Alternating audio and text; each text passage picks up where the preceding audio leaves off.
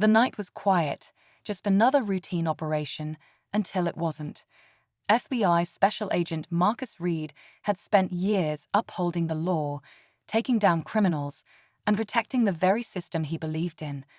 But on this night, everything changed. It wasn't a dangerous suspect or a high-stakes mission that put his life on the line. It was the very people sworn to serve and protect, police officers who saw his skin color before his badge. Marcus had been working an undercover case, tracking a drug operation that stretched across state lines. Dressed in plain clothes, he was following a lead when flashing red and blue lights suddenly flooded the street. A patrol car screeched to a stop, and before he could even reach for his credentials, guns were drawn. Shouts filled the air. "Hands up! Get on the ground!" Marcus tried to speak, tried to explain who he was, but the officers weren't listening. Then, a shot rang out. The bullet tore through his shoulder, sending him crashing to the pavement. Pain shot through his body, but the real agony came from what happened next. Even as he bled out, Marcus was handcuffed, treated like a threat rather than a victim. It wasn't until backup arrived, realizing they had just shot a federal agent, that the officers' faces turned from aggression to panic. The fallout was immediate. The body cam footage was undeniable. The officer who pulled the trigger, known for past complaints of racial profiling, was now facing the justice system himself. The courtroom was packed, tension thick in the air as the judge prepared to read the sentence. Would Marcus get the justice he deserved, or would the system once again protect its own? Marcus sat in the courtroom, his arms still healing from the gunshot wound. The pain was a reminder of that night, of the fear, the disbelief, the helplessness. He had faced dangerous criminals before, but nothing had ever felt like this. This wasn't just about one bullet. This was about a system that saw him as a suspect first, a federal agent second. The officer on trial, James Calloway, sat across the room. His face was expressionless, but his fingers tapped against the table, nervous. He had been on the force for over a decade. He had made arrests, testified in court, and walked free after complaints of excessive force. But this time was different. This time, there was no cover-up, no excuse. The evidence was clear. Prosecutors laid it all out. The body cam footage, witness statements, Marcus's own testimony. The jury saw the moment Calloway pulled the trigger. They heard the panic in Marcus's voice, his desperate attempts to explain who he was. They saw how long it took before anyone even checked his badge. The defense tried to argue that it was a split-second decision, a mistake in a tense situation. But was it really? Or was it something deeper, something ingrained? Marcus clenched his fists under the table. He had spent years working alongside law enforcement, trusting that justice would prevail. But now he wasn't sure. He had seen officers walk away from worse.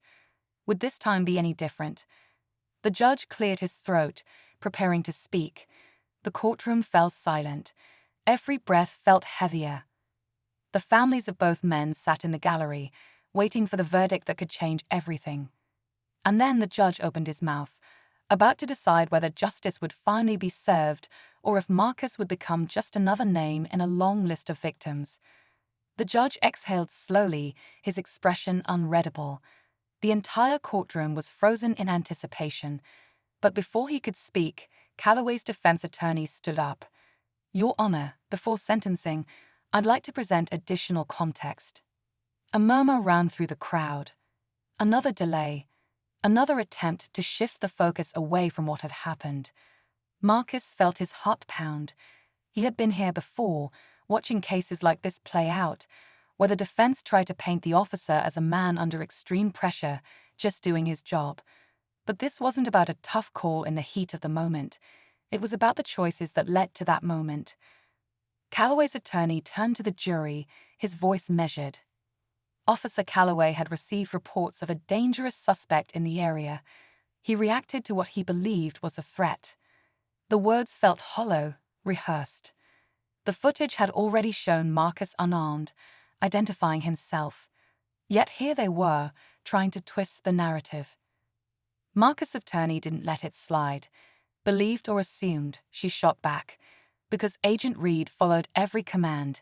He tried to de-escalate, but that wasn't enough, was it? She turned toward the jury, letting the silence stretch. How many times have we heard this before? In the gallery, Marcus's family sat tense. His mother hadn't spoken much since the shooting, holding her emotions in, but her clenched jaw spoke volumes. His partner from the FBI, Special Agent Devon Carter, was there too, shaking his head. He had seen the double standards firsthand. Meanwhile, Calloway's wife sat on the other side of the room, holding back tears. To her, he was a husband, a father. But to Marcus, he was the man who nearly ended his life. The weight of it all pressed down on the room. And as the judge prepared to deliver the sentence, Marcus couldn't shake the feeling that this wasn't just about one case. It was about a system that had let this happen over and over again. The air in the courtroom felt heavy, every second stretching longer than the last. Marcus sat still, his hands gripping the armrests of his chair. His shoulder ached, but the pain was nothing compared to the weight in his chest. This was the moment he had been waiting for, the moment where justice would either be served or slip through the cracks like so many times before. Judge Harrison finally spoke, his voice low but firm. Before sentencing, the court will hear a statement from the victim. A hushed wave of whispers rippled through the room. Marcus wasn't sure if he wanted to speak, but he knew he had to. He pushed himself up slowly, ignoring the stiffness in his body. As he approached the stand, he locked eyes with Calloway. The officer looked away. Taking a deep breath, Marcus faced the courtroom. "I spent my entire career working to uphold the law," he began. "I've put my life on the line to take down criminals, to protect innocent people, to make our communities safer. But on that night, none of that mattered." His voice stayed steady, but his hands trembled slightly. "On that night, I wasn't seen as an FBI agent. I wasn't even seen as a person. I was a target." The jury shifted in their seats. Some looked down, others held his gaze. He continued, his voice sharper now. "I did everything right. I followed every command, and I still got shot. Why?" His words hung in the air. Because Officer Calloway didn't see a federal agent. He didn't see someone who spent years fighting crime. He saw a threat before he saw the truth. Across the room, Calloway's wife wiped her eyes. Calloway himself sat motionless, his face unreadable. Marcus turned to the judge, his final words cutting through the silence. "Your Honor, I don't want another apology. I don't want another statement about lessons learned. I want accountability. Not just for me, but for every person who never got to stand here and tell their story." The room fell deathly quiet. Judge Harrison's expression didn't change, but his eyes flickered with something, recognition, maybe even guilt. He leaned forward, gripping the edge of his desk. And then, just as the tension reached its breaking point, he opened his mouth to deliver his final decision. Just as the judge was about to speak, a sudden commotion broke out at the back of the courtroom. The heavy doors swung open, and a man in a dark suit rushed inside, holding a stack of documents. The bailiff stepped forward, trying to block him, but the man, another attorney, quickly handed a folder to Calloway's defense team. Marcus felt his stomach drop. Another delay, another attempt to twist the narrative. His attorney tensed beside him, clearly bracing for whatever was coming next. The judge frowned. "This better be important," he warned. The defense attorney flipped through the papers, his expression unreadable. Then, after a pause, he turned to the judge. "Your Honor, we have new evidence. A sworn affidavit from an anonymous officer detailing misconduct within the department, directly tied to this case." Gasps rippled through the courtroom. Marcus's pulse quickened. This wasn't just about Calloway anymore. There was something bigger at play. The judge adjusted his glasses, scanning the document. His expression darkened. "Are you saying this shooting wasn't just a mistake?" The defense attorney hesitated.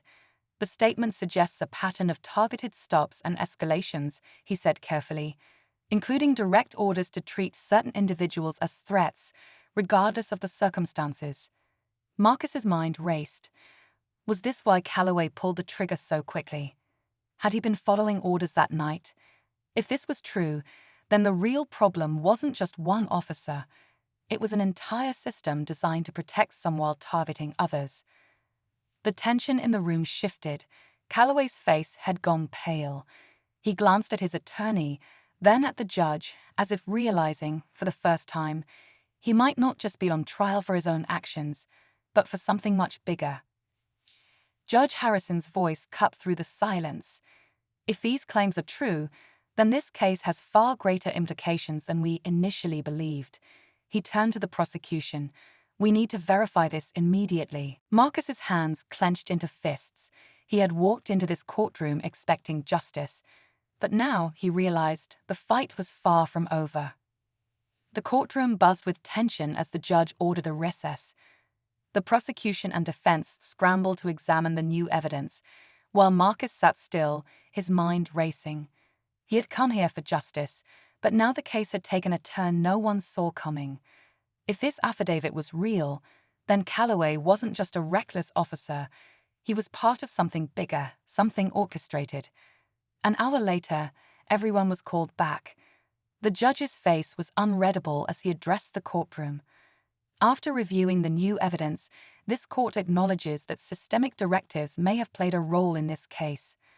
A murmur spread through the crowd.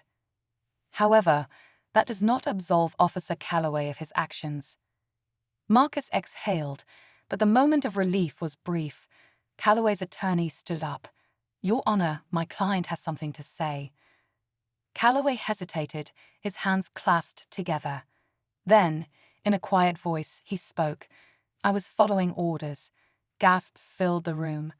There were unwritten rules. Certain neighborhoods, certain people we were told to watch more closely, treat differently. I never questioned it. That night, I acted the way I was trained to act. He looked up, his expression hollow. But that doesn't make it right. The courtroom was silent. Even Marcus wasn't sure how to react. He had spent years fighting crime, but this wasn't just about one bad cop. It was about an entire system designed to work against people like him. The judge straightened in his seat. "Officer Calloway, this court finds you guilty of aggravated assault and official misconduct." A pause. "You are sentenced to 14 years in prison." The decision landed heavily in the room, but just as Marcus thought it was over, the judge turned to the prosecution. "This court also finds grounds for a deeper investigation into the department's policies." Marcus's breath caught. This wasn't just about justice for him anymore. This was about exposing the truth, and for the first time he realized this fight was only just beginning. As the gavel struck, the weight of the moment settled over the courtroom. Calloway was led away, his shoulders slumped, his expression unreadable. Some in the gallery whispered, others sat in stunned silence. Marcus should have felt relieved. He had fought for this, for accountability, for justice. And yet, as he watched Calloway disappear through the courtroom doors, he knew this wasn't the end. Outside, reporters swarmed, cameras flashing, microphones shoved forward. "Agent Reed, do you believe justice was served today?" Someone called out. Marcus paused, choosing his words carefully. "One conviction doesn't fix the system," he said, "but it's a start." He didn't stay to answer more questions. This wasn't about headlines. It was about making sure what happened to him never happened again. A few steps away, his mother stood waiting. She hadn't spoken much throughout the trial, but when he reached her, she simply took his hand and squeezed it. No words were needed. Later that night, Marcus sat in his apartment, staring at the official report in his hands. The judge's order for a deeper investigation meant this wasn't over. More names, more officers, more secrets would come to light. He had survived that night, but how many others hadn't? His phone buzzed. It was Devon, his partner. "You good?" Marcus let out a breath. "Yeah, but I keep thinking, what if that affidavit had never surfaced? What if the truth had stayed buried?" Devon's voice was steady. "Then we'd still be fighting, just like we are now." Marcus nodded to himself. The road ahead wasn't easy, but he wasn't walking it alone. This was bigger than one case, one officer, one courtroom, and he was ready for whatever came next.